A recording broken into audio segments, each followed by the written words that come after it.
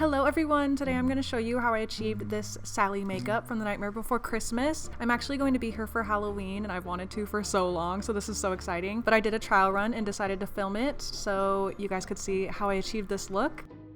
First, let's just address this wig that my costume came with. Like, have they even seen the movie? Luckily, I just happened to dye my hair back to my original redhead ginger color, not planned at all. I'm going to use my auto stick ear correctors for this because my ears would be poking out like crazy through this straight hair if I didn't. We're just going to jump right into the tutorial. So I'm using Ben Nye makeup for this look because that's what I had access to at my local Halloween store. I'm actually pretty impressed with it, but I ended up just kind of scooping it out onto my face with a paintbrush because I really didn't know how to go about this. And I mean, it worked out. It's just I had to push it into my skin because once I tried to blend it out, it was crumbling off of my face. So I just, pushed that into my skin before blending it out. Lesson learned. I'm using the Sigma F80 flat kabuki brush to do this and just building up the coverage until I'm happy with it. This color, Blue Spirit, is pretty much perfect for Sally's skin tone since it's really light but it has a slight blue tone. So to match Sally, of course, I'm going to put this everywhere that my skin is showing. For Halloween, I will end up doing my arms, but I did leave the arms out in this tutorial. I'll end up doing the full look on actual Halloween, but decided not to do the arms, but I'm still going to do the full face, blended down the chest, the shoulders, everywhere that my skin is showing that's not my arms. I decided to build up the coverage a little bit more on my face because you could still kind of see my skin tone through it, and I went in with my beauty blender just to get a nice flawless finish. I'm just brushing my hairline with the spoolie to get all of the face paint off of my hair, obviously. And then I'm just going to set everything into place with the Ben Nye Neutral Set Colorless Powder. This cream foundation does not dry down by itself. It stays tacky unless it is set with powder. I'm sure like the RCMA No Color powder or just a translucent powder would work just the same as this one. But since I'm using the Ben Nye foundation anyway, I figured I would just give their powder a shot too.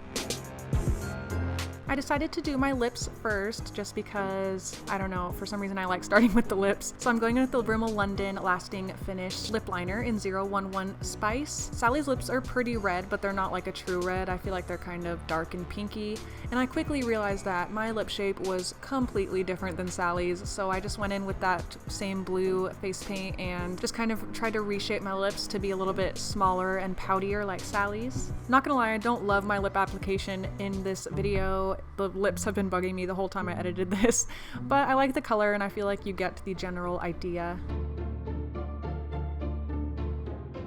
Sally's eye look is really simple, but I feel like the blues in this palette were just a little bit too dark, so I'm taking this single Ofra shadow, which is just a really light blue, and just creating a shadow in the crease like Sally has. She doesn't have a whole lot of shadowing on her face. It's pretty flat, but I did want to put my own kind of twist on it, and you know me, I have to kind of beautify it a little bit as well. But I also wanted to take this gray shade from the Morphe 35N palette to deepen the crease a little bit more and just add just a little bit more of a shadow effect rather than just strictly blue. And I decided this gray shade would be really good for contouring her nose and the rest of the face later. So I went in with that gray shade to contour down her nose because she has a really cute tiny nose. It kind of starts out really skinny at the top and then gets a little bit bigger as it goes down. So I tried to mimic that effect on my nose, but obviously they're completely different shapes, so contouring can only do so much.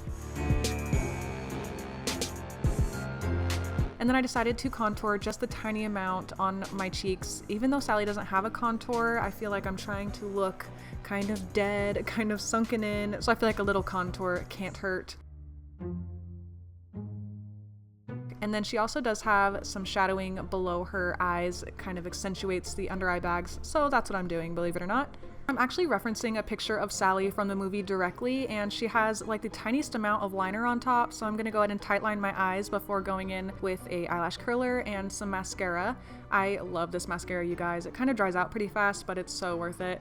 So you can totally leave the eye look here, but I ended up adding some lashes and then a little thicker liner to hide the lash band. So that's what I'm going to do here. I'm just adding that same Physicians Formula eyeliner to the top. I'm just kind of smudging it. I'm not worrying about it being super clean. Then I'm going in with these Glamour Eyez lashes with the Kiss brush on adhesive that I love so much. Once it's tacky, I'll go ahead and just put that on the outside of my eye with my fingers and then grab my tweezers to hold the inner corner down because that's what I really struggle with. And then I'll just pinch the lashes together with my natural ones to make sure that they align with my natural lashes. And then I'm actually taking the black shade from the BH Cosmetics palette. I love this black shade. It is so dark. So I'll just go ahead and line the top of my eyes with that.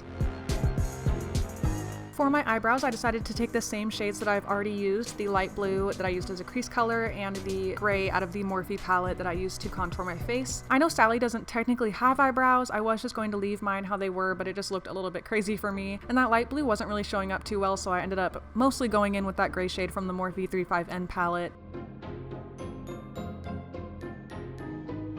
And that is the completed makeup portion of this look. So moving on to Sally's stitches, I'm going in with the same face paint that I used for the skin tone. I'm just using a way thicker consistency so that it shows up quite bright on the skin. So I'm just referring to the picture of Sally and trying to place them in the slight smile that she has. I do apologize if you guys can barely see what I'm doing here. I'm basically just making lines and X's. It's not that difficult, but I know it is kind of hard to see. So I'm going in with the Ben Nye Cream Foundation in black to do the lines between the stitches. I'm just using a brush that came with a Maybelline gel liner. It's just a really stiff, almost pointed brush, so it made this super easy to get a nice clean line. Now for the fun part, shading the stitches. I'm taking the same light blue shadow as before, the Ofra single shadow, and I'm shading the front of the stitches. And then I'm taking the gray shade, the same one as before, and I'm lining the back of the stitches. So the light blue's in the front and the gray is in the back, and that's just gonna create some dimension instead of it just being outlined with one color.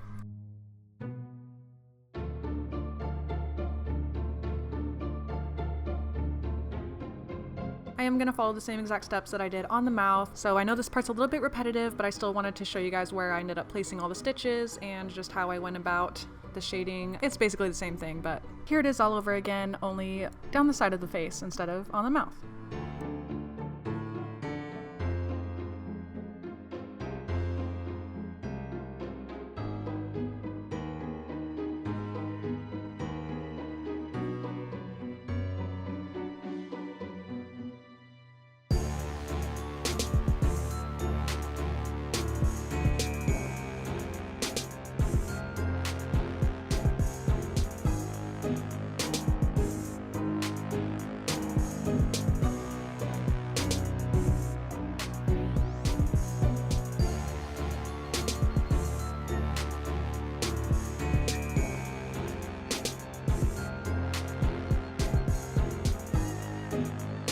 After I finished shadowing around the stitches, I went in with that same gray shade and just went over the black line just to smooth out any bumps in the line and just make it look overall more smooth. So that is the completed stitching on the face. So we're going to move on to the stitching across the chest. She basically has like a cross stitch on her chest, so that's what I'm recreating. And then she has kind of a choker of stitches around her neck that I'll be doing in a minute.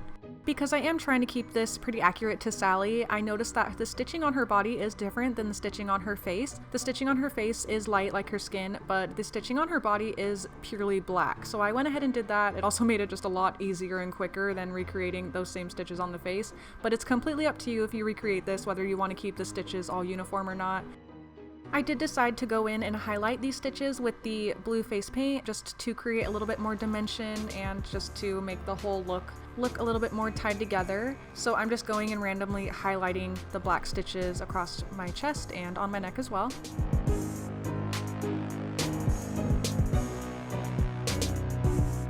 So just like I did on the face, I went over all of the black lines with that gray eyeshadow just to smooth everything out.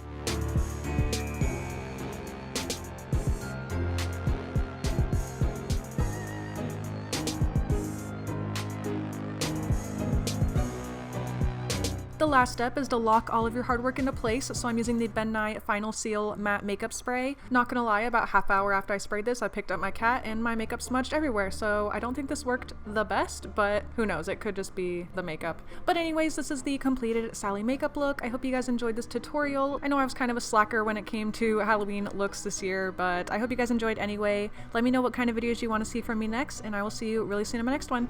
Bye guys!